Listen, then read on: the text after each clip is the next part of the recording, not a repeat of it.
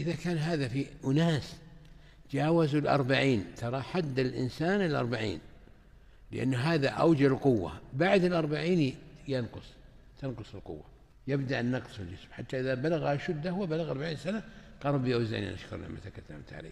وهذا الدعاء احفظوه والتزموا به، إن الإنسان يوميا يكرره. والله يا إخواني إن الإنسان يحتاج أن يقوله بعد كل صلاة أو في دبر كل صلاة قبل التسليم: ربي أوزعني أن أشكر نعمتك التي أنعمت علي وعلى والدي وأنا صالح ترضاه.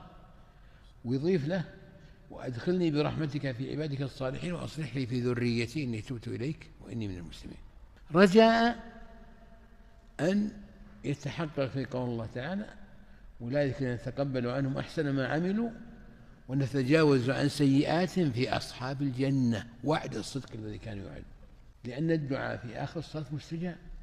سئل النبي صلى الله عليه وسلم: أي الدعاء أسمع؟ قال: جوف الليل الآخر ودبور الصلوات المكتوبات.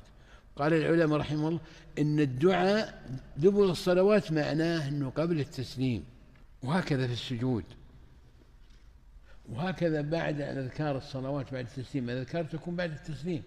هذا ضروري اليوم، ضروري جدا، لأن الأمور خطيرة. الخسران خسران الدين، وهذا خسران الدنيا والآخرة والعياذ بالله.